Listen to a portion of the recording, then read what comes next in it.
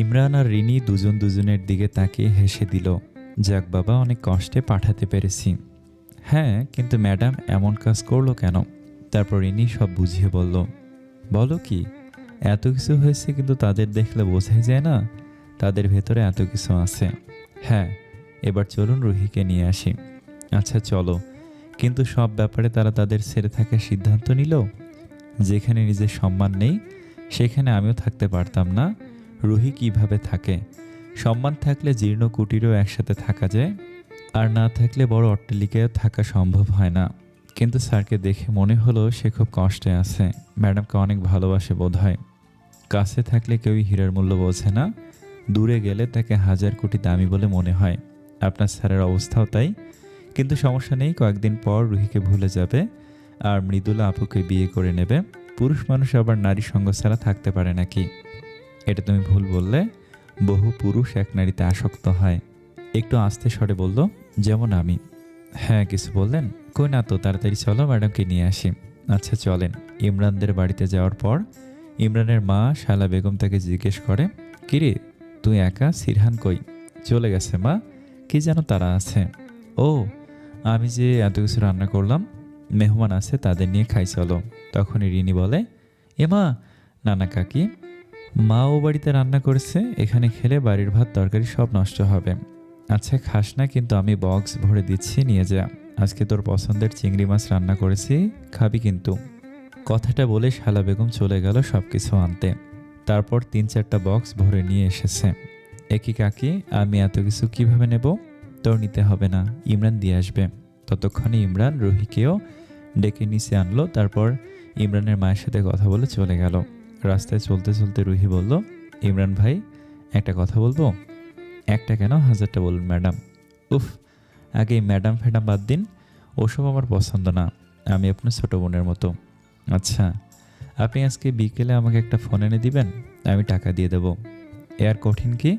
আচ্ছা আনবো। তখন রিনি বলে, রুহি, জিজু ভালো নেই রে। আমার কিছু করার নেই, আমি আমার লক্ষ্য থেকে সরে যেতে পারবো না।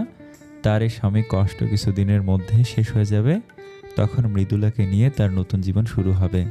এভাবে বলিস না, তাকে মেন্টালি আনস্টেবল লাগছে। মৃদুলাকে পেয়ে তার মেন্টাল হেলথ ঠিক হয়ে যাবে। ইমরান রিনি দুজনেই বুঝলো একে বুঝিয়ে লাভ নেই। একবার তুই বেবির কথা ভাব, আমার বেবি আমার কাছেই ভালো থাকবে, কোনো অসুস্থ পরিবেশে নয়। কিন্তু বাবারও দরকার আছে তাদের। যে বাবা তার কথা জানেই না, তার কোনো দরকার নেই। তারপর সবাই চুপ হয়ে গেল। রিনির বাড়িতে গিয়ে ফ্রেশ হয়ে খেতে বসলো আর ইমরানকে 15,000 টাকা দিল। তারপর ইমরান চলে গেল। খাওয়ার পর সবাই ভাত ঘুম দিল। রুহি এই ফাঁকে রিনির ফোনটা নিয়ে একটা নম্বরে ফোন দিল। রুহি, কোথায় তুমি? কালকে থেকে কোনো খোঁজ নেই। তুমি জানো আমার কত টেনশন হচ্ছিল। স্যার, আমি ঠিক আছি, আপনি প্লিজ এতটা উত্তেজিত হবেন না। Okay fine. তুমি তো জানো রুহি, তুমি আমার রিসার্চের কত বড় একটা অংশ, তাই তোর কোনো খবর নেই তা মানতে পারলাম না। স্যার, সব কিছু ঠিক আছে, আমি আগামী 1 মাসের মধ্যেই ইউএস আসছি। হার্ভার্ড ইউনিভার্সিটিতে আমি পিএইচডির সুযোগ পেয়েছি। এবার আমার রিসার্চ আরও অনেক দূর যাবে স্যার। আমি আশাবাদী খুব তাড়াতাড়ি আমরা সফলতার মুখ দেখতে পাবো। Wow, that's great my dear. এর জন্যই তুমি আমার সবচেয়ে প্রিয় স্টুডেন্ট। তুমি এসে অবশ্যই আমার বাসায় থাকবে।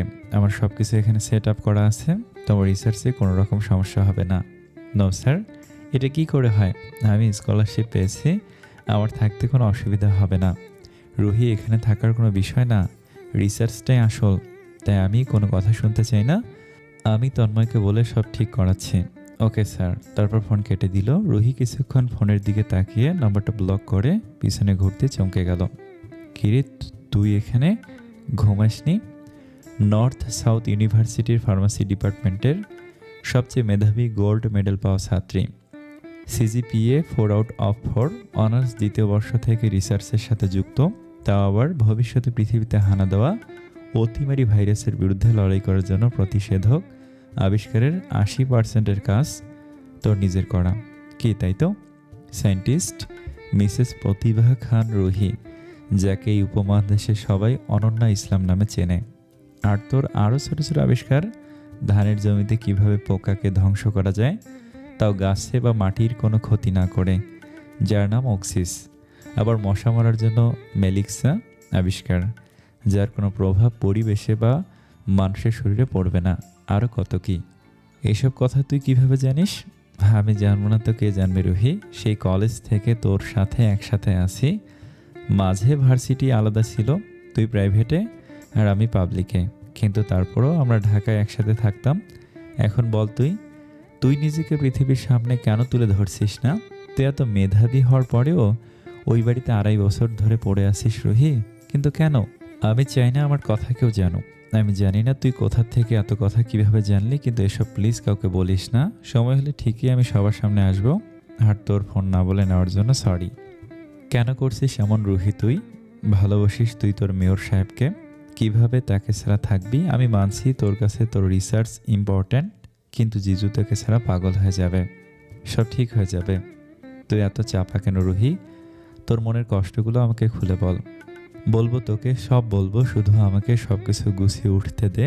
যাওয়ার আগে তোকে সব বলে যাব। আচ্ছা, এখন এত প্রেশার নিস না, একটু ঘুমিয়ে নে। ইমরান ভাই রাতে আসবে। তারপর দুজন চলে গেল ঘুমাতে। কোথায় গিয়েছিলি তোরা? সিরহান কিছু না বলে যাচ্ছে দেখে সিয়াম বলল, একটু কাজ ছিল বড় মা। দুজনের একসাথে কি কাজ? আর তোর হসপিটাল নেই সিয়াম? হ্যাঁ, যাব এখন। আমি রেডি হয়ে আসছি, রাতে অপারেশন আছে 5টা। আচ্ছা আয় তুই। রুমে গিয়ে দেখলো জুহি উদাস দৃষ্টিতে বাইরে তাকিয়ে আছে। সিয়ামকে দেখে তার কাছে এসে বলল, আপুর কোনো খোঁজ পেয়েছো? তোমরা তো গিয়েছিলে তাই না? হ্যাঁ, কিন্তু পাইনি। কেন, তোমরা কি ভালোভাবে খোঁজনি? আপুর যাওয়ার কোনো জায়গা নেই, তা তো জানো। বলো, আমাদের তো নানু বাড়িও নেই যে আপু সেখানে যাবে। দেখো, আমরা অনেক চেষ্টা চালাইছি, পেয়ে যাবো ইনশাল্লাহ। খেয়েছো তুমি? একটু টেনশন করো না, তাহলে বেবির ক্ষতি হবে। টেনশন এসে যায়, যখন ছিল তখন পাত্তা দাওনি, এখন বলে কিছু করার নেই। এভাবে বলো না প্লিজ, আমি আমার ভুল বুঝতে পেরেছি। এসব কথা এখন বাদ দাও, খেয়ে ঘুমিয়ে পড়ো, আমার আসতে দেরি হবে। তারপর জামা কাপড় নিয়ে ওয়াশরুমে চলে যায়। জহির আর কিছুই বলার থাকে না। কিছুক্ষণ পর সিএম বেরিয়ে আসলে রেডি হয়ে নিচে চলে যায়।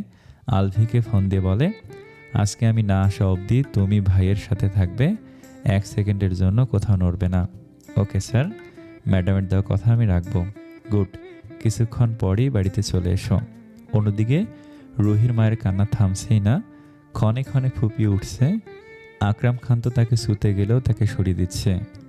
আহ, কি শুরু করলে তুমি? এত কাঁদে নাকি কেউ? গেছে তো গেছে, আপদ বিদায় নিয়েছে। যাও এখন, তুমি কোনো কথা শুনতে চাই না তোমার। এত নাটক করার কি আছে? একে বলে মাছের মায়ের পুত্র শোক। তোমার এই কান্না 2 দিনের বেশি টিকবে না আমি জানি, তাই নিজেকে কষ্ট দিও না, আমার কাছে এসো। আমার কথা কি তোমার কানে যায় না? চলে যেতে বললাম তো। সব ওই শয়তান মেয়ের দোষ, এতদিন সামনে থেকে জ্বালিয়েছে, এখন দূরে গিয়েও জ্বালাবে। বাপের সাথে এটাকেও মারলে ভালো হতো, মাঝখান থেকে আমার মেয়ের কপাল পুড়ল। একটা সামান্য ডাক্তারের সাথে বিয়ে দিয়ে দিল, যেখানে আমার সাথে কত কোটি টাকার ওঠা বসা। বলে দরজা ধাক্কা দিয়ে বাইরে চলে গেল। মুনমুন খান তার যাওয়ার দিকে ঘৃণার দৃষ্টিতে তাকালো।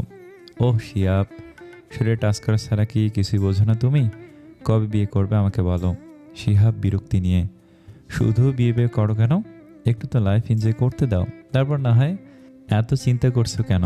বিয়ে আমি তোমাকেই করব, কিন্তু সিরহানের টাকা পয়সা আনা। উফ, তুমি যা করো তাতে আমার কোনো প্রবলেম নেই। তোমার 10টা বিয়ে হলেও তুমি আমার, সত্যি 100%। এবার তুমি আমার কাছে এসো, আমাকে এনজয় করতে দাও। তারপর মৃদুলা আর সিহান চলে গেল অবৈধ সম্পর্কের মধ্যে। স্যার, আপনি কোথায় যাবেন এখন? পার্টি অফিসে চলো, আজকে অনেক কাজ আছে। মন্ত্রী সাহেব আসবে আজকে, ওখান থেকে কখন বের হতে পারি জানি না। আচ্ছা চলুন। মৃদুলা বেবি, তুমি কোথায়? সিরহান বাড়ির ভেতরে আসার মধ্যে বয়স্ক 2 নরনারীর দিকে তীক্ষ্ণ দৃষ্টিতে তাকিয়ে আছে। রমণী অতীব স্মার্ট একজন, আর পুরুষ লোকটিকে দেখলে মনে হয় বিলিতি মানুষ। তার পোশাক আশাক হাবভাব কিছুই বাঙালির মধ্যে পড়ে না, অথচ তিনি এদেশীয় মানুষ। বিলিতে গিয়ে নিজের গোড়া ভুলে গেছেন। ও সিরহান, মাই সান, হাউ আর ইউ? ভালো, আপনি কেমন আছেন? এতক্ষণে বাড়ির সবাই এসে একসাথে জড়ো হয়েছে। আপনারা থাকুন তাহলে আন্টি, আমার কাজ আছে, আমি আসছি। না না, তুমি গেলে কি করে হয়? তোকে নিয়ে যত কাজ। তা কি কাজ শুনি?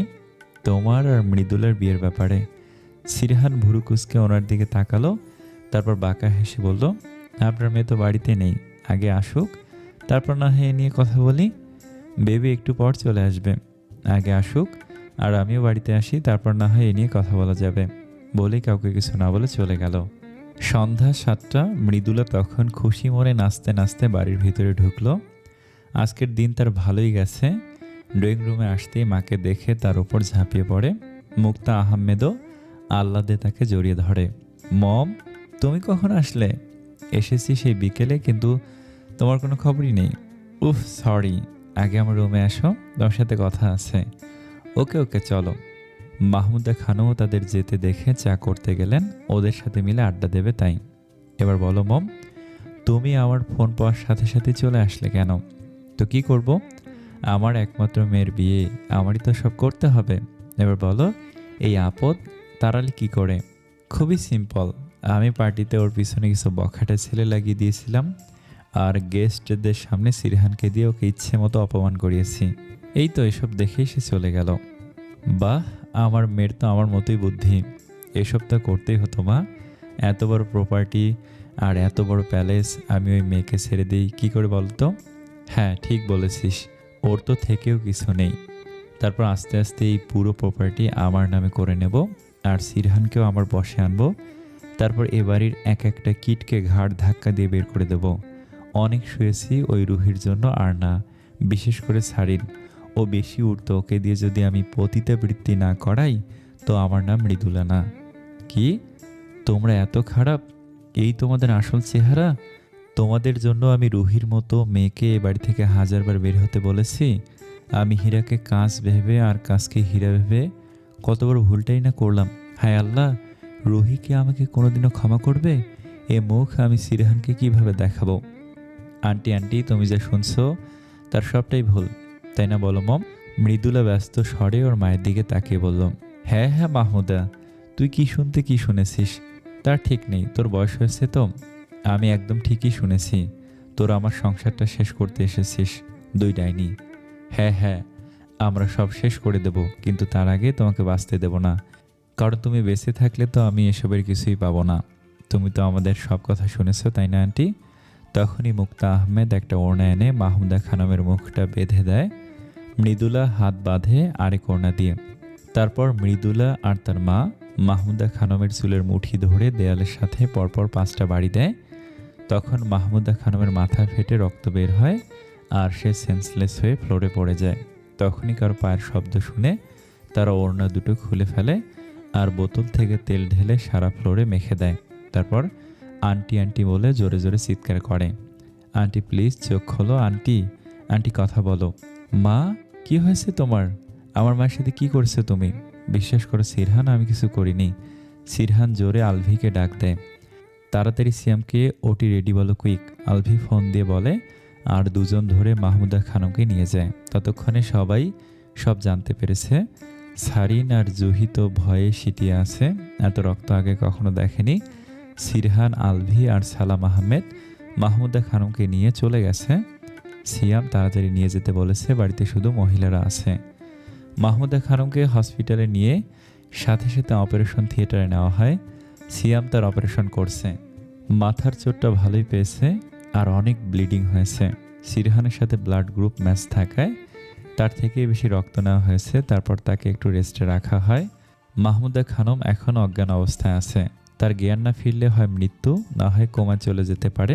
আর জ্ঞান ফিরলেও আগে 1 বছরের স্মৃতি সে ভুলে যাবে, ডাক্তাররা এমনই বলেছেন। এখন পরিবারের সবাই একটু স্বস্তির নিঃশ্বাস ফেলল। সিরহান নিজেকে সামলে বাসার উদ্দেশ্যে চলে গেল। অনেক হিসাব নেওয়ার বাকি আছে। বাড়িতে সবাই ড্রয়িং রুমে উপস্থিত। হসপিটালে সিরহানের বাবা আর সিয়াম আছে। সোফার ওপর বসে সিরহান আদরের টাইগারকে আদর করছে। মৃদুলা আর মুক্তা আহমেদ জড়সড় হয়ে তার সামনে বসে আছে। একটু আগে সিরহান বাড়িতে এসে মৃদুলার ঘরে যায়, সবটা নিজে পর্যবেক্ষণ করে। ফ্লোরে বসে তেলের দিকে তীক্ষ্ণ দৃষ্টিতে তাকায়। মুখে ক্ষুব্ধ হাসি ফুটে উঠল। ফ্লোরে স্পষ্ট হাতের ছাপ। হাতের চুরির ঘষা টাইলসে যে লম্বা দাগ পড়েছে তা ভালোই বোঝা যাচ্ছে। তারপর উঠে দাঁড়িয়ে পুরো রুম দেখতে লাগলো। ফ্লোরে যে স্থানে তেল দেওয়া, সেখান থেকে পিছলে পড়লে বুকে ব্যথা পাওয়ার কথা, মাথায় এত বাজেভাবে কাটার কথা না। তারপর আবার রুমটা চেক করতে লাগলো। ডান পাশের দেওয়ালের কাছে এগোতেই রাগে ঘাড়ের রগ ফুলে উঠল, তারপর রুম থেকে বেরিয়ে গেল। বর্তমান। জুহি, কালকে লতিফকে মেরে তার মাংস ফ্রিজে রাখতে দিয়েছিলাম, সেটা আনো। সিরহানের এই কথায় সবার অন্তর কেঁপে উঠল। জুহি একটা হাসি দিয়ে বলল, এক্ষুনি আনছি দাদা ভাই। তারপর সে চলে গেল। তার পিছু পিছু সারিনও গেল। জুহির মুখ থেকে হাসি যেন সরছেই না। সারিন তার দিকে ভুরু কুঁচকে তাকিয়ে আছে। তুমি হাসছো কেন? তোমার ভয় লাগছে না? ফ্রিজ থেকে মাংস বের করে পলিটা ছাড়িয়ে একটু পানি দিয়ে ওভেনে রেখে সারিনের দিকে তাকিয়ে বলল, হাসবো না তো কী করব? এটা কোনো মানুষের মাংসই না, এটা গরুর মাংস। কালকে আলভি ভাই জোজোর জন্য রেখে গেছে, কিন্তু ওদেরকে ভয় দেখানোর জন্য দাদা ভাই এই কথা বলল। আমার বোনের সংসার ভাঙতে এসেছিস, তাই না? বোন?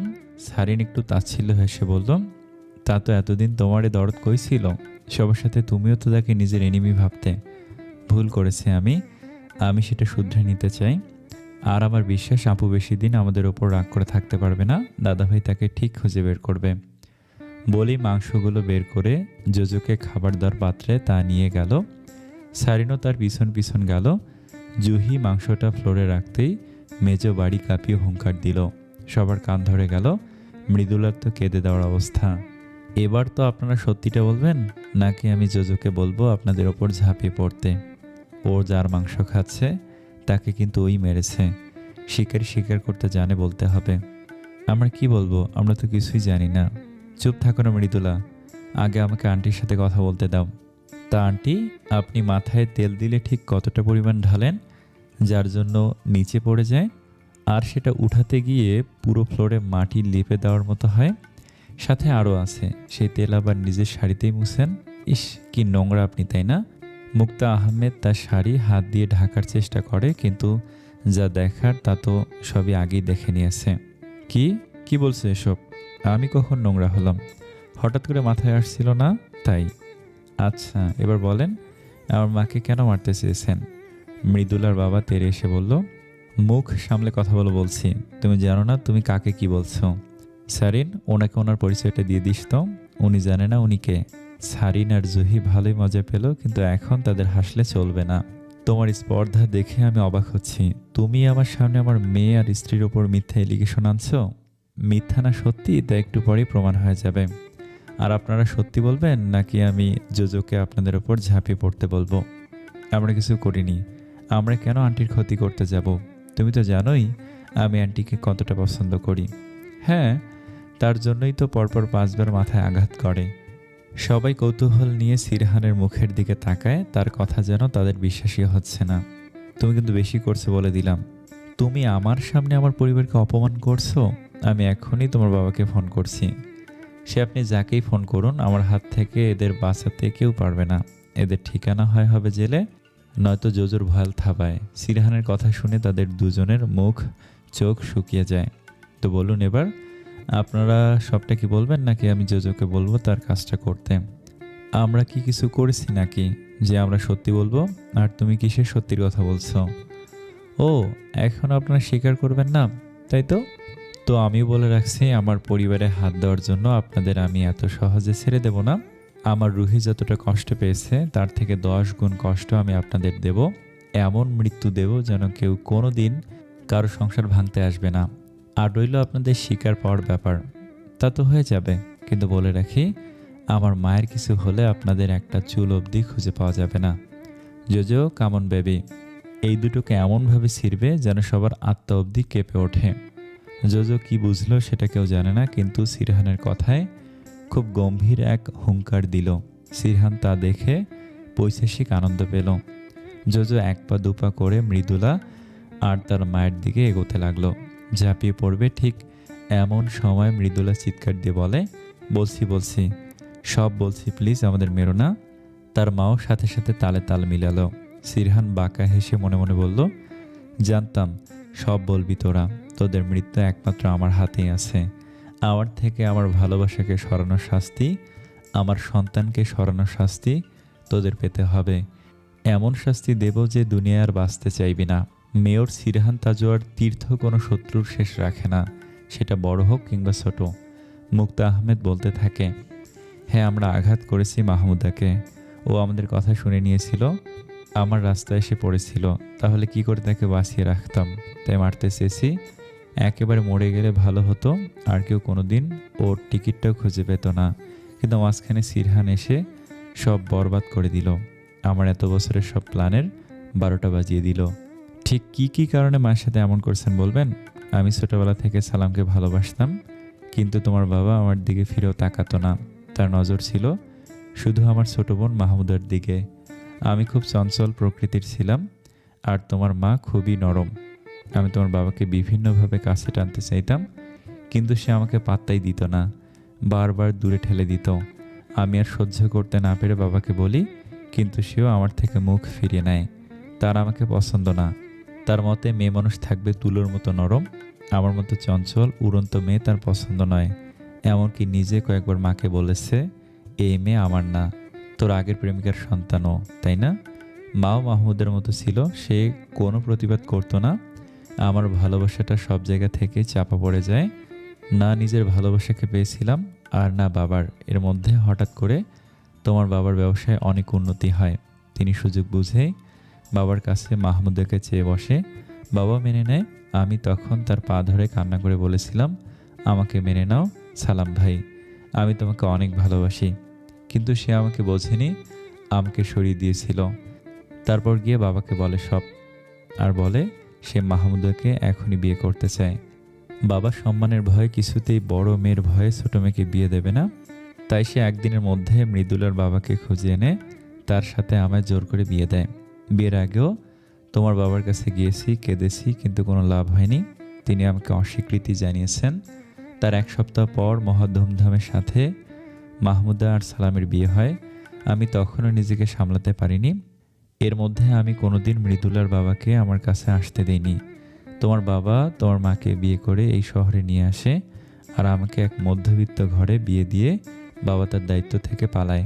কিন্তু তারপরও আমি তোমার বাবার কাছে ছুটে আসতাম তাকে এক পলক দেখার জন্য, কিন্তু সে আমাকে তাড়িয়ে দিত। তখন কথাটা বাবার কানে যায়। তিনি আমাকে বাড়িতে ডেকে তার বেল্ট দিয়ে ইচ্ছে মতো মারে এবং আমাকে আর মৃদুলার বাবাকে নিজের টাকা খরচ করে লন্ডন পাঠায়। এত বড় একটা শহরে আমরা 2 নরনারী অকুল পাথারে পড়েছি, কিন্তু এর মাঝে একবারও মৃদুলার বাবা আমার হাতটা ছাড়েনি, আর নিজের বউয়ের মুখে অন্য পুরুষের ভালোবাসার কথা শুনেও ছেড়ে যায়নি। আমি তাকে বিভিন্নভাবে অপমান করেছি, চলে যেতে বলেছি, কিন্তু কখনো যায়নি। যেমন আজকেও তোমার থেকে আমাকে বাঁচাতে চাইলো, ঠিক তেমনই আমাকে আগলে রাখতো। তার একটু একটু যত্নে আমি আমার প্রথম ভালোবাসা ভুলতে বসেছিলাম। সেও লন্ডন শহরে গিয়ে নিজের ভাগ্য ফেরাতে লাগলো। এভাবে কেটে গেল 2 বছর, কিন্তু কখনো আমার কাছে স্বামীর অধিকার নিয়ে আসেনি। হঠাৎ একদিন মায়ের চিঠি পাই, তখন আমি জানতে পারি তোমার জন্মের কথা। ওই চিঠি ধরে আমি অনেকক্ষণ কান্না করেছিলাম। তারপর ভাবলাম আমি আর ভাববো না সালামের কথা, আর কষ্ট পাবো না। ওই দিন রাতে আমি আমার 2 বছরের সংসারের জীবনের প্রথম সেজেছিলাম আমার স্বামীর জন্য। তাকে প্রথম কাছে টেনে নেই। তারপর 1.5 বছর পর মৃদুলার জন্ম হয়। ওর যখন 4 বছর, তখন আমরা দেশে বেড়াতে আসি। তোমাদের সাথে আমাদের প্রথম দেখা হয় আমার বাপের বাড়িতে। সালামকে দেখে আমার মনের ক্ষত আবার জেগে ওঠে, কিন্তু আমার স্বামীর দিকে তাকিয়ে আমার সব বদ চিন্তা মাথা থেকে চলে গেল। তখন মৃদুলা ছোট বাচ্চা, তোমাকে পেয়ে সারাদিন ভাই ভাই করে বাড়ি মাথায় তুলে রাখতো, কিন্তু কেন যেন তুমি ওকে তোমার থেকে দূরে রাখতে। কিন্তু বিশ্বাস করো, ও তোমাকে ভাইয়ের চোখে দেখতো। তোমার থেকে অবহেলা পেয়ে আমার কাছে কাঁদতো। তারপর আমি ওকে গুটি করে তোমাদের থেকে প্রতিশোধ নিতে চাই, আর তাই করতে থাকি। একসময় ওর মধ্যেও প্রতিশোধ স্পৃহা জাগে, কারণ আমি ওকে সব বলেছি। এভাবেই ও এগোতে থাকে। ও জানতো তুমি রুহিকে ভালোবাসো, তাই তোমার থেকে রুহিকে কেড়ে নিয়ে ভালোবাসা হারালে যে কি কষ্ট তা বোঝাতে চাইছে। And she is successful. I am proud of you my daughter. আর তোমার মা, সে তো এসব কিছুই জানতো না, তাই তাকে রুহির বিরুদ্ধে কনভিন্স করাটা আরও ইজি হয়েছে। আর আজকে সুযোগ বুঝে তাকে মেরে দিতে চেয়েছি, কিন্তু আফসোস ওর হাত বড়ই বেশি। হঠাৎই তার গালে 2টো থাপ্পড় পড়ল। সিরহান তাকিয়ে দেখে তার বাবা। তুমি কি মানুষ? তোমার জন্য একজন আজকে মৃত্যুর মুখে পড়ে আছে। কিসের এত অহংকার তোমার? তুমি আমার জন্য তোমার স্বামীকে অবহেলা করেছো, কিন্তু জানো আমাকে তোমাকে অবহেলা করার কারণ কি? এই যে মানুষটাকে দেখছো না, উনি তোমাকে ছোটবেলা থেকে ভালোবাসতো। তোমার লাফালাফি, চঞ্চলতা এসব তাকে তোমার প্রতি টানতো, কিন্তু তোমার জীবনের সবচেয়ে সত্যি তুমি জানো না, তোমারই ফুফাতো ভাই তোমাকে ছোটবেলায় রেপ করে, সারা গ্রাম তোমাকে সিসি করে। এখানে তোমার কোনো দোষ ছিল না, তা তারা মানতে চায়নি। তখন এই রফিক ভাই তোমাকে বাঁচায়। তিনি তোমাকে দয়া করে বাঁচায় না, ভালোবেসে বাঁচায়। তাও কিভাবে জানো? ওইটুকু বয়সে তোমাকে বিয়ে করে। তাই আমি তোমাকে নিজের থেকে দূরে রাখতাম, অন্যের আমানতে আমি নজর দিতে চাইনি। আর তোমার বাবা অমন কেন করতো জানো? সেও গ্রামবাসীর মতো তোমাকে ভুল বুঝতো। তোমার পিছনে যে টাকা খরচ হতো তাই এই রফিক ভাই দিত। সারাদিন গাধার খাটুনি খেটে ছেলেমেয়ে টিউশন করিয়ে নিজে পড়তো, আবার টাকাও কামাতো। নিজে পড়াশোনা করে মানুষ হতে চাইতো, যাতে তাকে তোমার অযোগ্য মনে না হয়।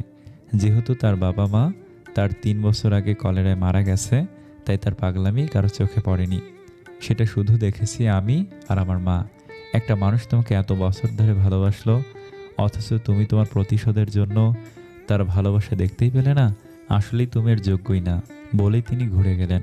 মুক্তা আহমেদ জ্ঞান শূন্য দৃষ্টিতে তার স্বামীর দিকে তাকিয়ে আছে। হঠাৎই পুলিশ আসলো। মিসেস মুক্তা আহমেদ আর মিসেস মৃদুলা আহমেদ, আপনাদেরকে মিসেস মাহমুদা খানমকে হত্যা করতে চেষ্টার অপরাধে গ্রেপ্তার করা হলো। পুলিশের আর কিছু করতে হয়নি, তারা নিজেই হেঁটে চলে গেছে। যাওয়ার আগে একবারও রফিক সাহেবের দিকে তাকায়নি। তারা বাড়ি থেকে বের হতেই সিরহান রফিক সাহেবের কাছে গেল। মাঝে মাঝে কিছু কিছু মানুষের শাস্তি পেতেই হয় আঙ্কেল, আপনি চিন্তা করবেন না, তারা নিজেরা তাদের শুধরে নেবে আর আবার ফিরে আসবে, আবার আপনারা একসাথে থাকতে পারবেন। তিনি আর কিছু না বলে ঘর দিকে চলে গেল। জুহি আর সারিন এতক্ষণ চুপচাপ সবটা শুনছিল। সারিন ভাবে পৃথিবীতে এমন পুরুষ মানুষও আছে, আবার দাদা ভাইয়ের মতো মানুষও আছে। সিরহান তার মায়ের কাছে হসপিটালে চলে গেল, তারপর যে যার ঘরে চলে গেল। জোজোকে আলভি তার হাউজে দিয়ে এসেছে।